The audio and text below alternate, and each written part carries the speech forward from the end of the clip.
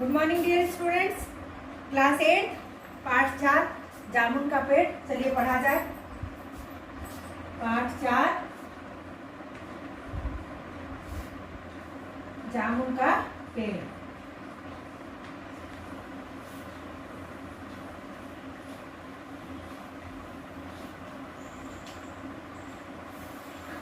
गर्मी का मौसम चल रहा है, कुछ दिनों के बाद जामुन भी आने लगेगा, आप सभी लोग खाएंगे भी हैं। तो चलिए जामुन का पेड़ पढ़ते देखते हैं इस चैप्टर में क्या ऐसी खास बात है कि इसके बारे में कहा गया है। इसको लिखा है कृष्णचंद्र जी ने और इसकी जीवनी हम लोग पढ़ते हैं। तो आइए। कृष्णचंद्र जी का जन्म सन 1914 में पंजाब के वजीराबाद गांव जिला गुजराकला में हुआ था।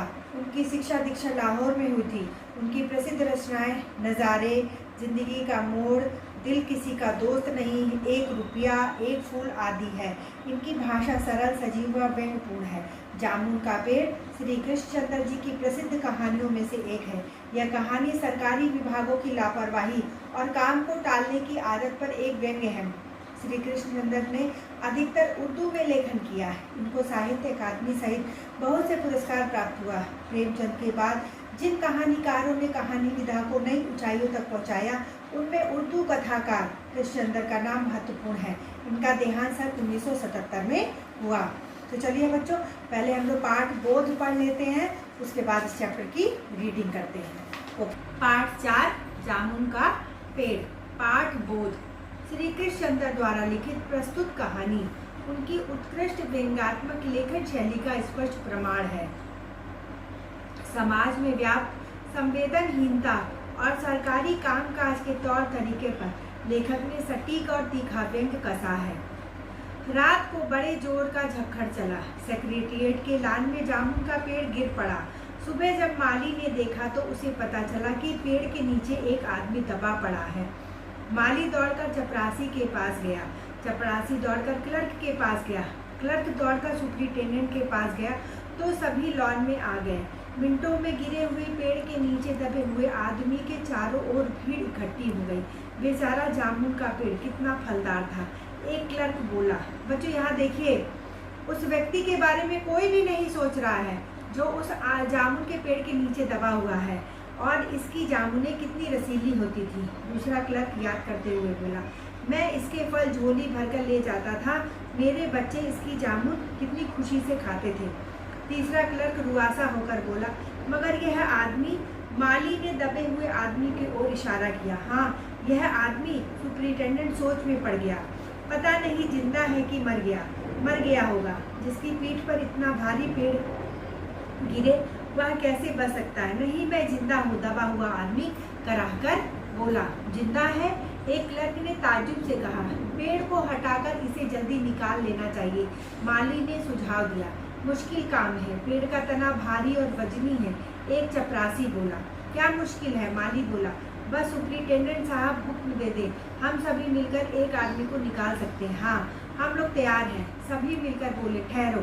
तभी सुपरिटेंडेंट बोला, मुझे अंडर सेक्रेटरी से पूछना पड़ेगा। सुपरिटेंडेंट अंडर सेक्रेटरी के पास गया। अंडर सेक्रेटरी डिप्टी सेक्रेटरी के पास गया। डिप्टी सेक्रेटरी चीफ सेक्रेटरी के पास गया। कोई कुछ कहता, कोई कुछ कहता। फाइल चलती रही। इसी में आधा दिन बीत गया। दोपहर के खाने पर दबे हुए आदमी के चारों ओर बहुत भीड़ हो गई। लोग तरह तरह की बातें कर रहे थे। तभी सुपरिटेंडेंट फाइल लिए भागा आया। बोला, हम लोग खुद इस पेड़ को नहीं हटा सकते, हम लोग व्यापार विभाग के हैं और यह पेड़ कृषि विभाग के अधीन है। इस फाइल को अर्जेंट मार करके कृषि विभाग में भेज रहा हूँ। वहाँ से उत्तर आते ही इस पेड़ को हटवा दिया जाएगा। दूसरे दिन कृषि विभाग से उत्तर आया कि पेड़ व्यापार विभाग के लॉन में गिरा है, अतः वहीं लोग कुछ कर सकते हैं।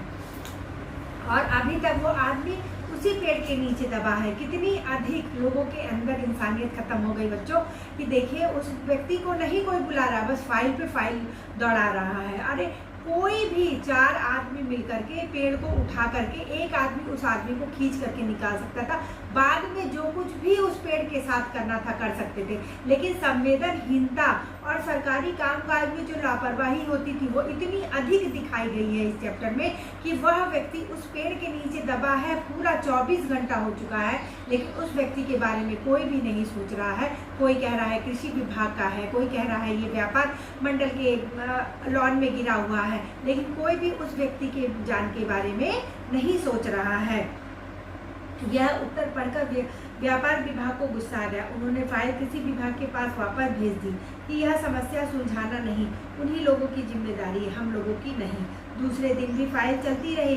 फिर शाम को जवाब आया कि यह मामला हम लोग हार्टिकल्चर डिपार्टमेंट उसको बोलते हैं जहाँ पर बीज बो करके छोटे छोटे पौधों को उगाया जाता है, के हवाले कर सकते हैं, क्योंकि जामुन का पेड़ एक फलदार पेड़ है।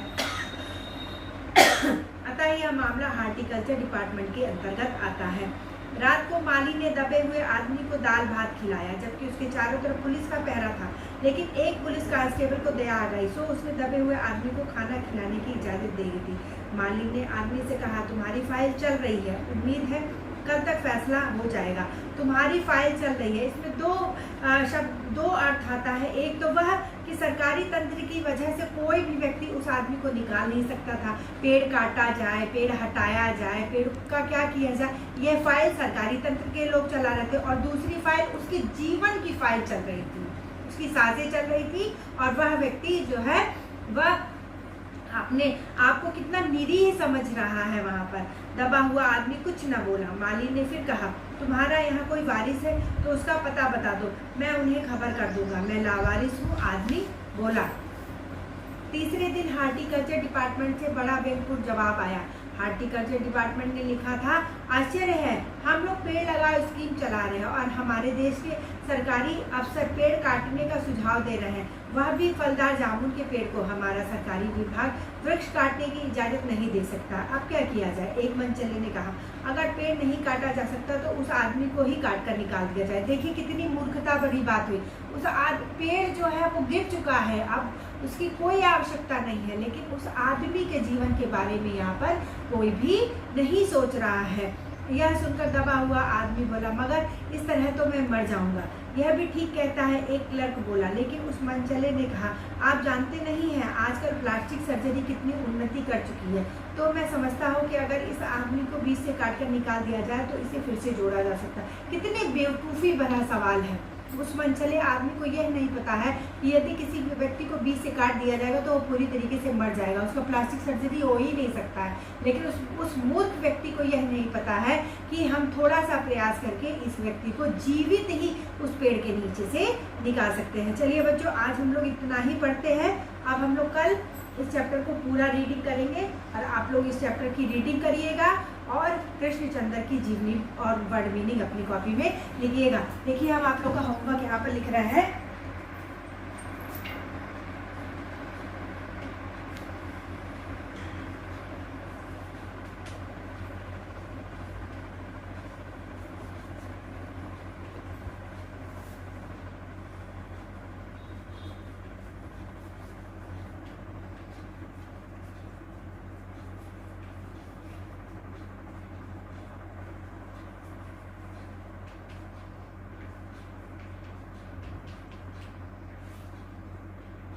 चलिए बच्चों, ये आप लोगों का होमवर्क है और आप लोग इसको कंप्लीट करिएगा, ठीक है? Okay, thank you.